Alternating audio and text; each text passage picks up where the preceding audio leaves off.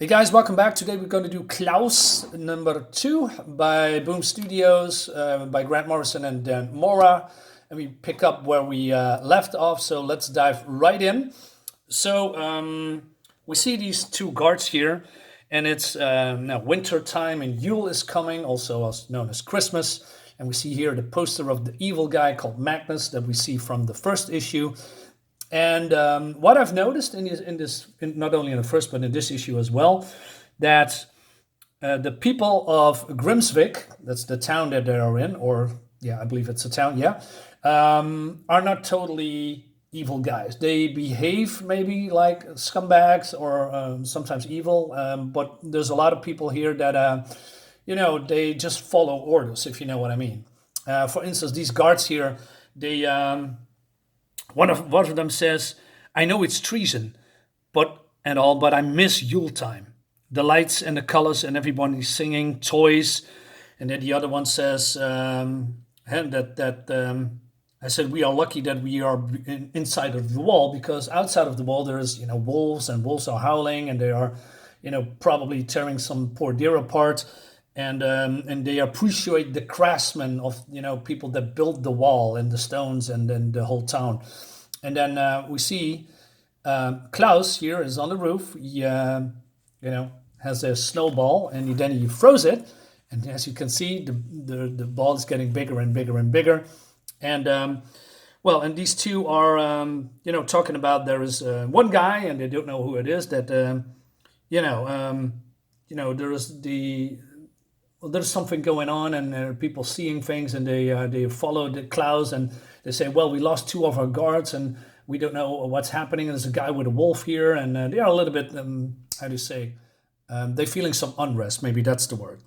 And then they discover that someone is on the wall, and that someone is Klaus. And then we see that the ball is bigger and bigger and bigger, and basically they're falling on top of these guys. You don't see it that they are falling, but there's a small little hint that's going to happen.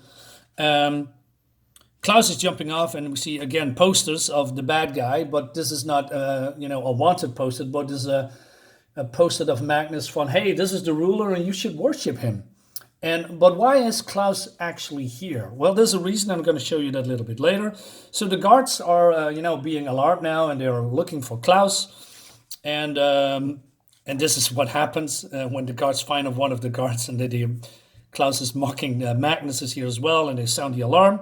But then the next day, people are waking up, and their kids are screaming, and they say, "Hey, we got toys." But then the mother and the parents are alarmed by that as well, because they cannot have toys in Grimsvig. That's not allowed, because only the son of Magnus can play with the toys. So that's a big no-no. And if Magnus find out, then it's going to be trouble. But then they look outside, and then you see all these people having fun. And then Magnus is coming. He roams through the street with the guards, and then the guards are getting, yelled at. What's going on? And why is my face being painted? Great stuff. I love the art, by the way. I've mentioned that in the first issue before. But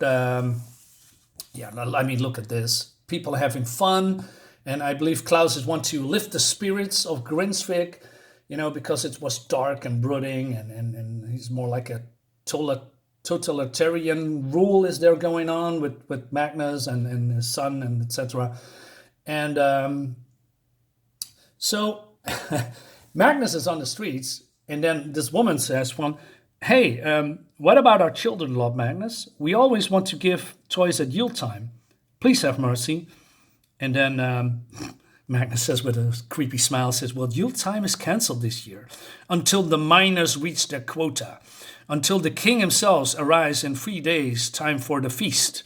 And then he goes on some kind of a guilt trip, because his tone, changes. And he says, as for my son, well, the poor child's medical condition prohibits him from leaving the safety of the castle. Condemned to a solitary life, these toys gratefully donated by the children of Grimsvig are all he has. And then he blames her. He says, only a cruel, greedy, and heartless harridan would deny happiness to a lonely little boy. If that's what you've become, shame on you, widow Magnuson. So he turns it around. What a bastard. I love it. So, and also, some more, how do you say, dissident in the ranks, if you will. And this little kid says also, because they want to know who brought these toys. And then this little girl says, it was the Yuletime spirit. Magnus turns around and says, there is no such thing. And then, well, the hunt continues. But we skip to the son of Magnus, the son of the king. And it seems that the toys, they are, I believe, magical. And the toys doesn't work for these kids anymore. And it's all broken. And he's getting mad that the toys that he's just got from the kids not working. And he says, Father lied. All you ever did was lie to me about everything.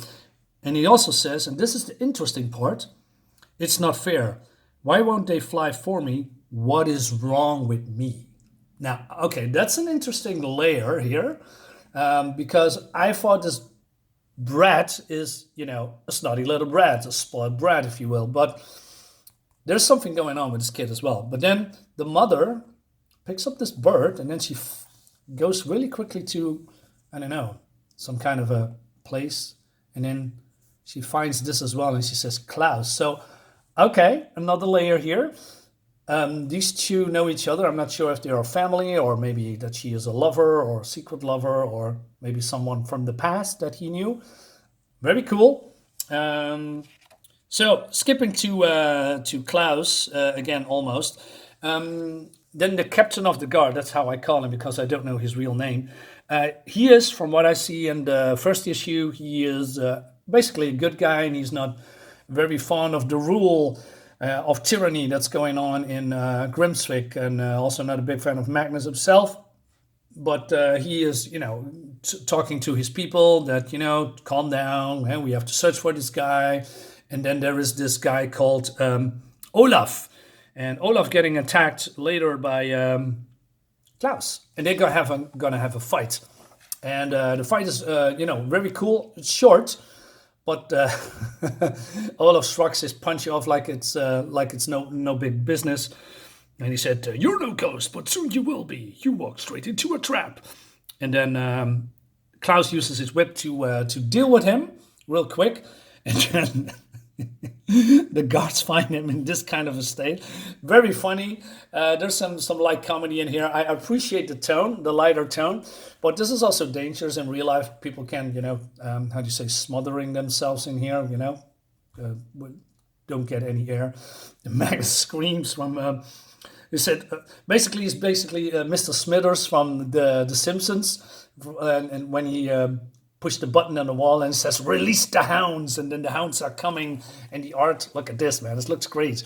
And basically, he uses the hounds to smell the cloak. And you see his face that he needs to find Klaus and bring him to me with bit-sized pieces. Very cool. The end of this comic is that Klaus is running to the outside entrance, but it's closed, and then the hounds are there, and then he has to fend them off, and that's gonna continue in the next story. Very cool. We have some other stories as well that I'm not really interested in. So yeah, Klaus issue number 2, and then we have the lady as well here.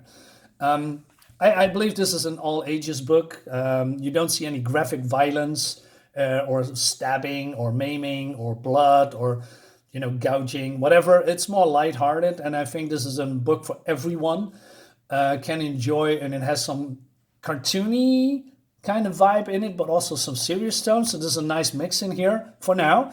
And this issue shows a lot of layers between, it's not focused on Klaus itself mostly. It's more like the people in Grimsvig, the hardships that they going through, the son, the mother, the father, Magnus, even the soldiers. So, that's a nice change for a change, if you will. So guys, I'm done with the comic. So I'm going to read issue 3 soon. Going to review it, of course. So please give me a like, please give me a share, please give me a retweet, a sub if you want, and yeah, say something in the comment. I'll see you next time.